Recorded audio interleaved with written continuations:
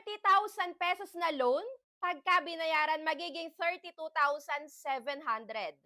Babayaran sa loob ng 180 days. Up to 6 months? Yes, bagong loan application review na naman na nakita ko nga yung ads nila online habang meron akong ina-applyan na isa pang utangan na para bang sinasabi, ako yung isunod mong reviewhead. Kaya kung makita nyo man yung ads nila online, huwag muna kayong mag-install. Panoorin nyo yung video na to hanggang dulo para malaman natin kung gaano ba kabilis yung pag-utang dito. Dahil sabi nga nila, mabilis ang utang online. Kaya na, simulan na natin. So hi guys! Welcome back again to my YouTube channel. At kung bago ka pa lang dito, huwag mo kalimutang mag-subscribe at pindutin mo na din yung notification bell para lagi kang maging updated sa mga next uploads ko. At kung may bago ka pang gustong ipa-review na loan application na ayaw mo munang itry, i-comment mo na yan para ako muna yung magta-try para sa inyo. Nang hindi nyo na nga ma-share yung personal information nyo tapos bandang huli hindi naman pala kayo matutulungan.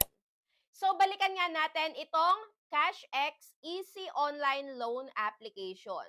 Under GA Orobia Lending Corporation and Chinecos SEC, naka-registered na. Unlike sa ibang bagong labas na loan app na hindi naman SEC at CIC compliant. Pero ito, nakalagay early access. Ibig sabihin, hindi pa lahat is meron na to.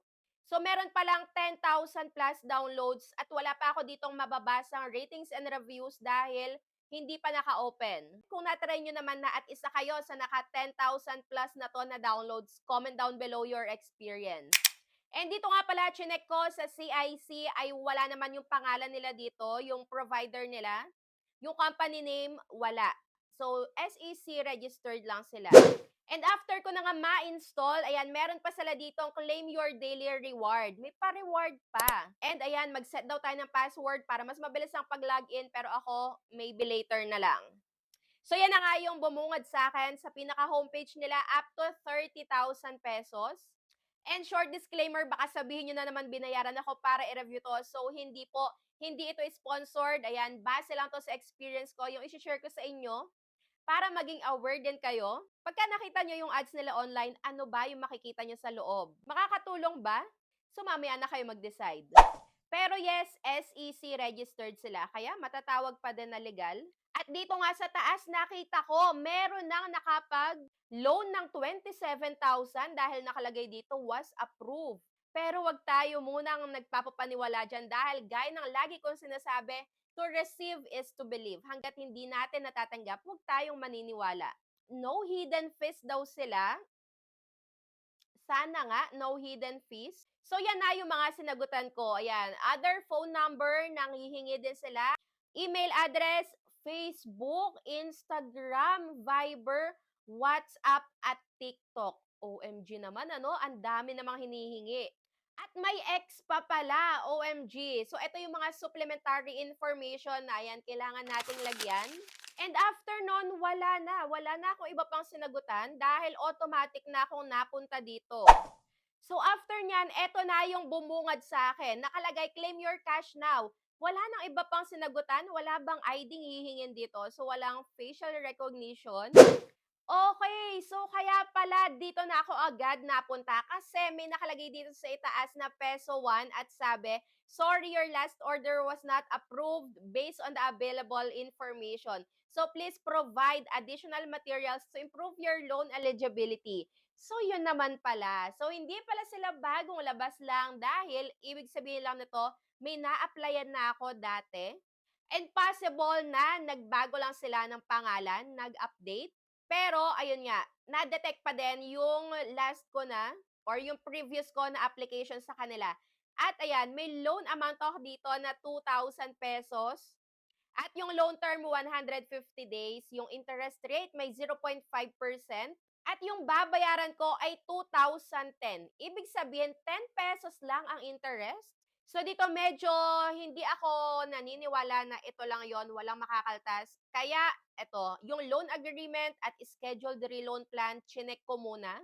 So wala namang ibang nakalagay doon. So wala, mga definition of terms lang. Kaya ayun, isinubmit ko na muna dahil malay ko naman para makita nyo din kung ano ba yung totoo dito.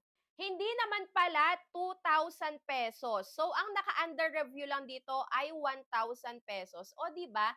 Kaya nako, buti na lang nanonood kayo ng mga ganitong Ola review para alam nyo, aware kayo kung ito ba talagang pinapakita yung matatanggap nyo o hindi. So dito, 1,000 pesos and chinek ko yung details, 7 days lang siya. Not 150 days to pay. At dito sa may 1,000 pesos na to, ayan, yung mare-receive ko na lang ay 600 pesos at may interest na 400. Kaya ayon, hindi siya buong matatanggap at hindi din 2,000 pesos na ipinakita nila kanina, yung talagang inaasahan natin na akala natin yung talaga pero hindi. Kaya mas okay na talagang nanonood muna kayo bago kayo nagtatry. So dito is na-reject ako ulit dahil nga din siguro na-detect nila yung nakaraan kong application and na-reject din ako doon, kaya dito is rejected din ako. Pero buti na lang din dahil ang laki naman nung makakaltas, 400 pesos at madami nang mabibili doon. Pang-ulam-ulam, mahalagang gamit sa bahay, bigas, gamit sa eskwela. So ayan, okay lang din na hindi ako naaprubahan. Mahalaga na ipakita ko nga sa inyo kung buo ba siyang matatanggap. Yes, matatawag nga siyang legal na legit din naman dahil SEC registered, pero hindi ibig sabihin nun ay wala na tayo ditong matatanggap na mga pananakot, mga pagbabanta. Dahil pagka ganitong mga bagong labas lang, lalo na 7 days to pay lang, short term lang, asahan natin na meron talaga. So dito, wala ako sa inyong mai-share na, ayan, kung nanakot ba to, may pagbabanta ba, dahil walang ratings and reviews.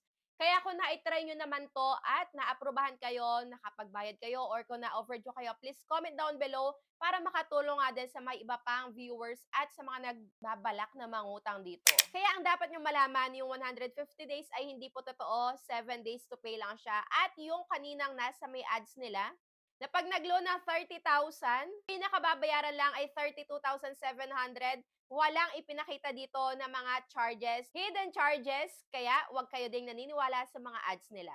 Dahil kagaya dito, kung hindi pa tayo mag-submit, hindi ko pa makikita kung magkano talaga yung offer at kung magkano yung kaltas. And lagi ko naman sa inyong sinasabi, pagka ganyang mga bagong ola, iwasan nyo munang mag-try para iwas stress, lalo na kung hindi nyo alam na makakatulong ba talaga o hindi.